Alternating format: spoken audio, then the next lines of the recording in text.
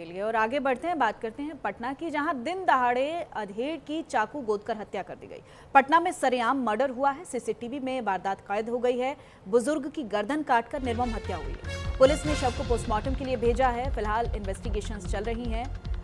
पटना में सरेआम मर्डर का मामला सामने आया है। बुजुर्ग की गर्दन काटकर निर्मम हत्या की गई है। ये बड़ी खबर, जहां एक बुजुर्ग व्यक्ति की गर्दन काट दी गई सरेआम। पुलिस ने शव को पोस्टमार्टम के लिए भेजा है। फिलहाल जांच चल रही है। सरेआम ये मर्डर की घटना सामने आई है। पूरी वारदात सीसीटीवी में कैद हो गई है। ये आप सीसीटीवी फुटेज भी देख रहे हैं पटना से जो सामने आया है। बुजुर्ग की गर्दन काटकर निर्मम हत्या। तो किस तरीके से एक जंगल राज चल रहा है, देखिए, एक के बाद एक इस तरह की आपराधिक वारदातें सामने आ रही हैं पटना से, जो कि एक बड़ी चिंता का विषय भी है और कहीं ना कहीं कानून व्यवस्था पर भी सवालिया निशान खड़े कर रही हैं कि क्या कानून का डर, भय, खौफ जो है वो लोगों के भीतर से पूरी तरह से खत्म हो गया है कि दिन दहाड़े आप चाकुओं से गोदकर किसी की हत्या कर देते हैं। आप जानते हैं कि चप्पे चप्पे पर सीसीटीवी भी हैं और बेखौफ तरीके से कैसे चाकुओं से गोदकर आप चलते हुए नजर आ रहे हैं। ये आप साफ तौर पर देख सकते हैं कि लोगों के भीतर कानून का कितना डर, भय और खौफ बचा हुआ है।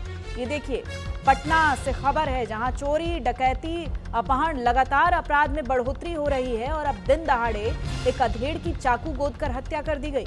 पटना से ये तस्वीरें सामने आई हैं और इन तस्वीरों से आप समझ सकते हैं कि कानून का कितना डर है आम आदमी के भीतर, जो वो दिन दहाड़े किसी की हत्या कर देते हैं और फिर बेखौफ तरीके से चलते हुए नजर भी आ रहे हैं। और ये पूरा एक इलाका जो है वो, यहाँ ट्रैफिक भी नजर आ रहा है, लोग आसपास घूमते हुए नजर आ रहे हैं, कोई सुनसान इलाका भी नहीं है, ये चलता फिरता रोड है। लेकिन इसके बावजूद कैसे एक शख्स जो है किसी अधेड़ व्यक्ति की हत्या करके बेखौफ तरीके से, इतना कॉन्फिडेंट तरीके से चलता हुआ नजर आ रहा है। ये देखिए, ये जो तस्वीरें सामने आई हैं, ये अपने आप में बहुत बड़े सवाल खड़े कर रही हैं।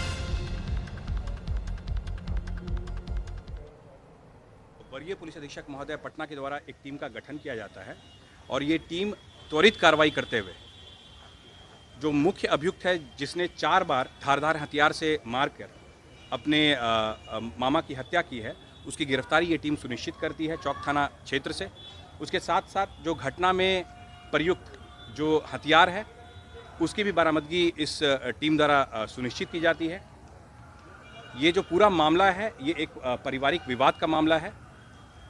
मोहम्मद याज ने जो इस घटना का मुख्य कारण जो बताया, वो उनकी पत्नी के साथ इनके परिवार वाले जो हैं उनको टॉर्चर करते थे और इसके प्रतिशोध में मोहम्मद याज ने अपने मामा को 4 बार से 5 बार धारदार हथियार से मारकर। मेरे चचेरे भाई हैं अपने। क्या हुआ? क्या नहीं हुआ, हमको घर पर अभी आई रहे थे दाढ़ी उड़ी बनवा के, तो पता चला कि ऐसा बात बंगाली गोली मोड़ पर हुआ। इनका क्या नाम था? मोहम्मद रईस। कितना उम्र?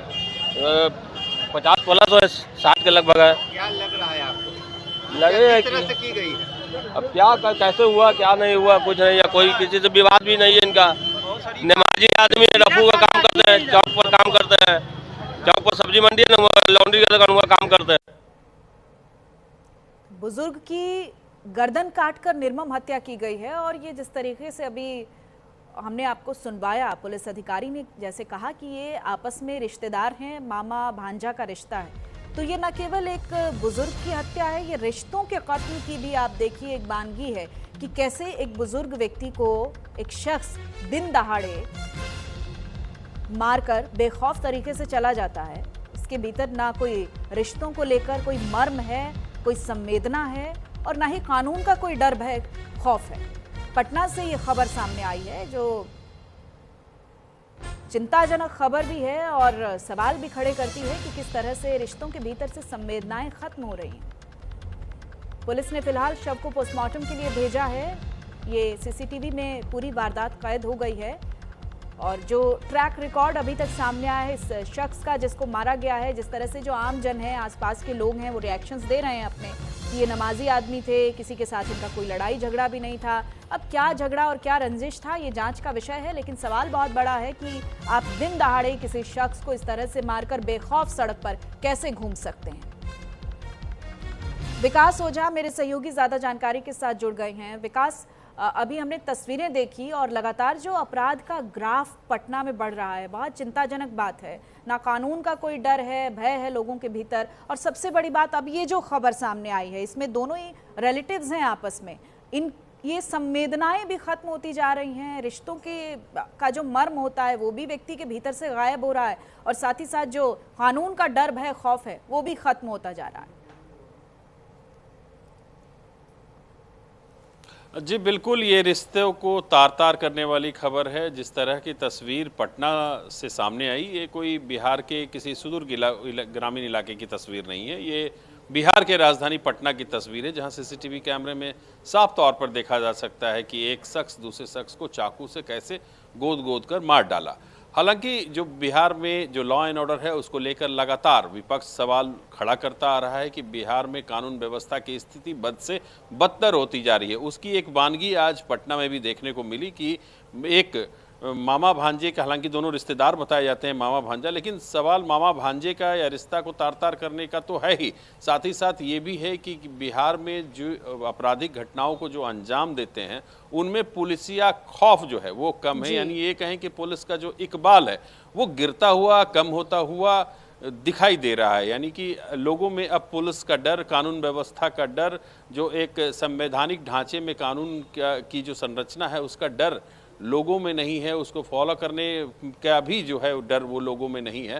तो इससे कहा जा सकता है कि बिहार में बिगड़ते कानून व्यवस्था की इससे अलग वानगी क्या हो सकती है, क्योंकि जिस तरह से लगातार बच्चियों के साथ बिहार में दुष्कर्म, उसके बाद हत्या की घटना सामने आ रही है, फिर हत्याओं की घटना सामने आ रही है, और इस पर विपक्ष लगातार हमलावर है। जहाँ एक तरफ ये घटना पूरी तरह से जो मानवता है उसको शर्मसार कर देने, जो रिश्ते हैं उसको शर्मसार करने वाली घटना है, वहीं दूसरी तरफ पुलिस प्रशासन और शासन पर एक बड़ा सवाल या निशान खड़ा करता है कि क्या बिहार में जो कानून व्यवस्था है वो बद से बदतर होती जा रही है। क्या लोग अपराध करने से पहले उनके मन में कानून का कोई खौफ नहीं है। जी सोना जी ठीक है विकास, आप बने रहिएगा मेरे साथ, अगली खबर पर भी आपसे अपडेट लूंगी। बड़ी खबर है